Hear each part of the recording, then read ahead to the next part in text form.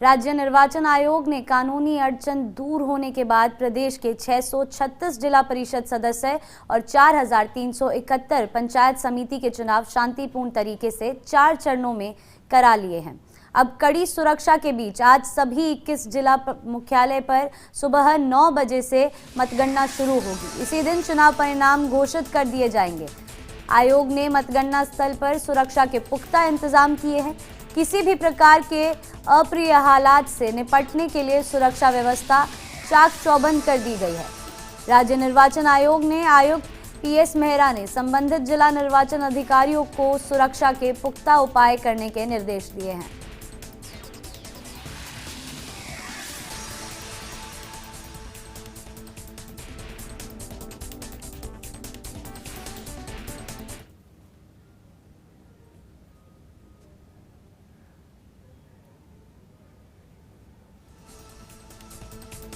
गांव की सरकार की मतगणना आज बीकानेर में नेताओं के वंशज मैदान में। किस पार्टी का होगा अगला जिला प्रमुख? ईवीएम आज बांटेगी भाग्य। नेताओं के वंशजों के बीच दिलचस्प मुकाबला।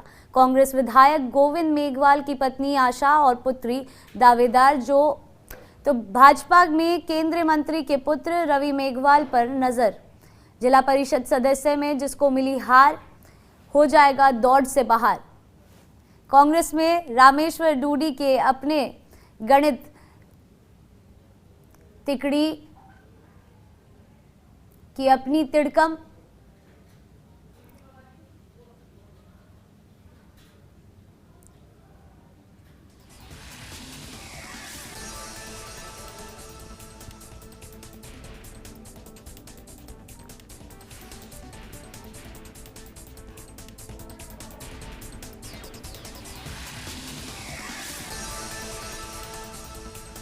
इसी खबर पर ज्यादा जानकारी के लिए बीकानेर से हमारे सहयोगी लक्ष्मण राघव जुड़ चुके हैं। तो लक्ष्मण, गांव की सरकार की आज मतगणना है, किस तरह के क्या पुख्ता इंतजाम किए गए हैं वहां पर?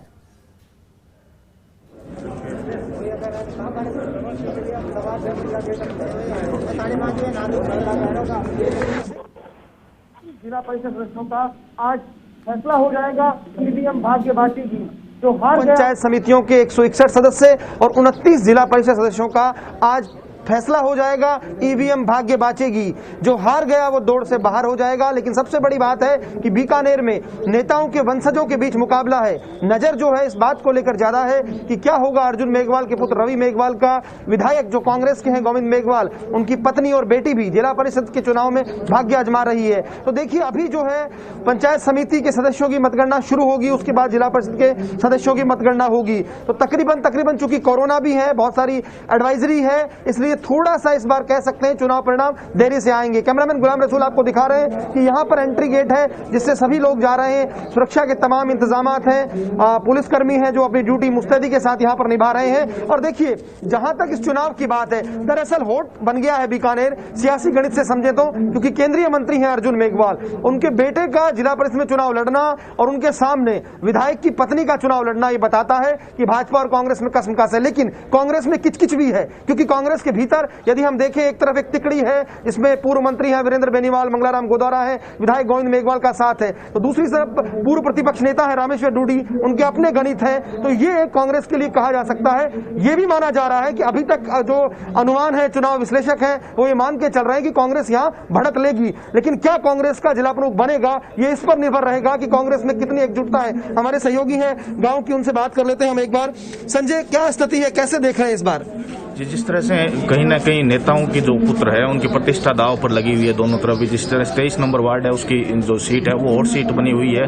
और रिजल्ट जो आज अगर बात की जाए मतगणना की तो 2 चरणों में मतगणना होनी है। जिस तरह से पहले पंचायत समिति सदस्यों की मतगणना होगी और उसके बाद जिला परिषद की मतगणना होगी। इसके साथ अगर बात कोरोना के मद्देनजर की जाए तो तमाम वो इंतजाम किए गए हैं। जिस तरह से आपने ये तस्वीरों में भी दिखाया, एंट्री लोगों को दी जा रही है तो पूरी तरह से सोशल डिस्टेंसिंग का, मास्क सैनिटाइजर का ध्यान है वो रखा जा रहा है। तो कहीं ना कहीं कहा जा सकता है कि जिस तरह से जो हॉट सीट है वो काफी जगह बनी हुई है। नजर हॉट सीट पर रहेगी। कुछ ग्रामीण क्षेत्र से आए हुए लोग, उनसे हम समझ लेते हैं। लूणकरण से की महाजन की बात कर लेते हैं। क्या स्थिति है गांव में? क्या मुकाबला कांग्रेस भाजपा के बीच है? आरएलपी भी कोई फैक्टर है? नहीं, आरएलपी गांव में नहीं है। भाजपा और कांग्रेस में जबरदस्त टक्कर देखने को मिल रही है। लूणकरण सर हालांकि कांग्रेस का गढ़ रहा है, लेकिन इस बार दोनों ही पार्टियों में जबरदस्त खींचतान नजर आ रही है। एक दो जगह निर्दलीय भी बाजी मारते दिखाई दे रहे हैं। आप क्या मानते हैं, क्या स्थिति है? लोनग्रंथ सरपंचायत समिति क्षेत्र से बराबर का मुकाबला है। कांग्रेस का पलड़ा थोड़ा भारी लग रहा है। तो देखिए ये अपने अपने अब थोड़ी देर में तय हो जाएगा कि कौन जो है भाग्यशाली होगा जो चुनाव जीतेगा, जी लक्ष्मण। कौन जो है कसक रह जाएगी, चुनाव नहीं जीत पाएगा। थोड़ी देर में ये तमाम चीजें शुरू होंगी। अभी देख मतदान कार्मिक अभी तक पहुंच रहे हैं, लेकिन एक बार फिर मैं इस बात से बात खत्म करता हूं कि बीकानेर पर नजरें इसलिए है कि कहीं ना कहीं भाजपा के बड़े नेता अर्जुन मेघवाल पर नजर है। लक्ष्मण, आपकी इन तमाम जानकारियों के लिए और हमारे साथ जुड़ने के लिए धन्यवाद। अजमेर से हमारे सहयोगी कौशल जैन जुड़ चुके हैं। तो कौशल, आज गांव की सरकार की मतगणना है, किस तरह की तस्वीरें निकल के आ रही है वहां से, किस तरह के पुख्ते इंतजाम किए हैं और कोरोना वायरस की गाइडलाइंस किस तरह से फॉलो की जा रही है वहां पर?